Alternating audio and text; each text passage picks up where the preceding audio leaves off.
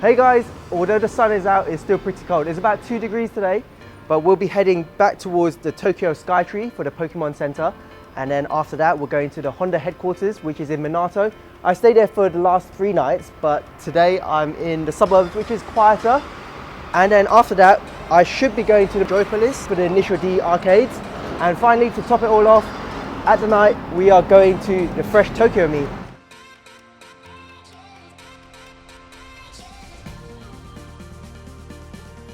Breakfast underneath Tokyo's tallest building. Oh yes, every Pokemon fan's dream.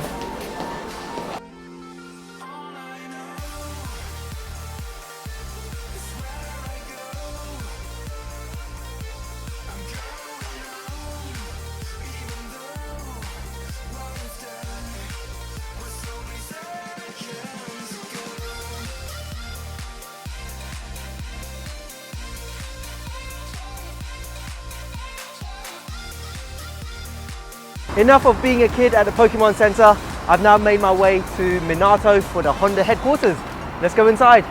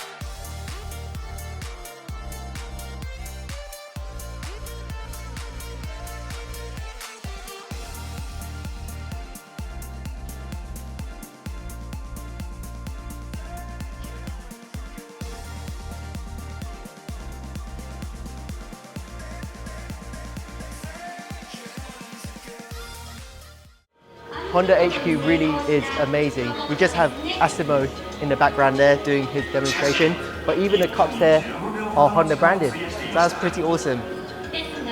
There's not a lot of cars here, but coming here for the demonstration is worthwhile.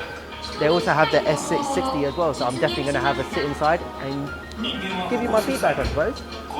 As space is so limited in Tokyo, Japan, it makes sense to have one of these K cars. It's just so small and compact, and the engine is at the rear. So let's have a look inside.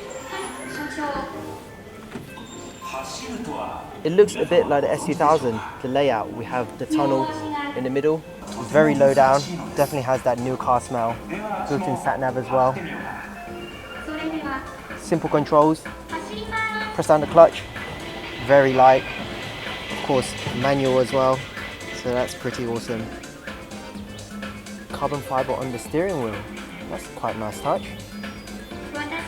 Rev counter, I think the red line is at 7,600, that's pretty awesome.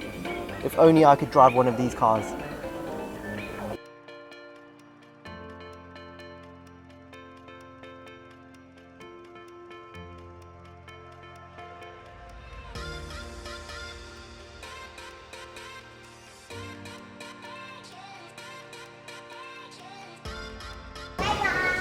Bye, Simo.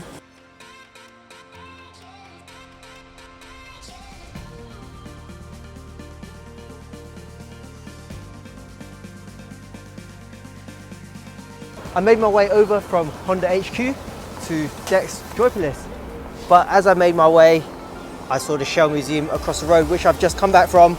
I thought it was something interesting, but it's more or less a merchandise shop and a cafe. And they also allow people to smoke in there, which is very strange. But anyways, onto Joypolis and let's try out the initial D machine.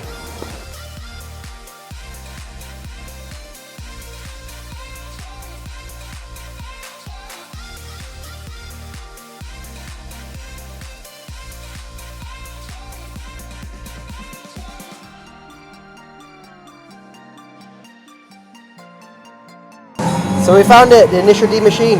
Subaru on the left, AE86 in the middle, RX-7 on the right. I think I might have to go for the 86 and drive Mount Akina. Here we go.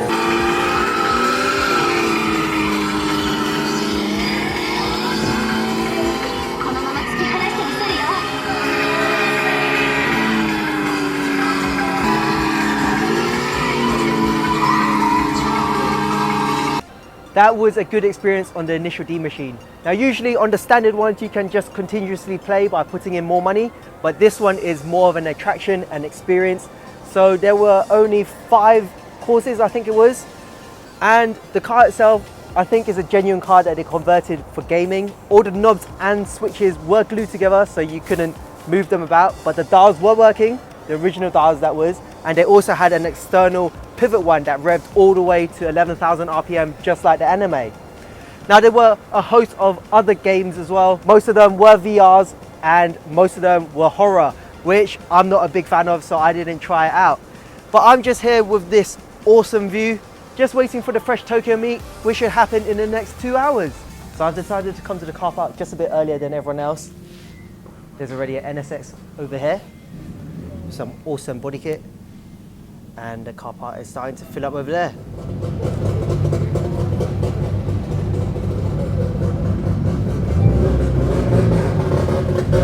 This is crazy, guys. The amount of GTRs here, the amount of cars even.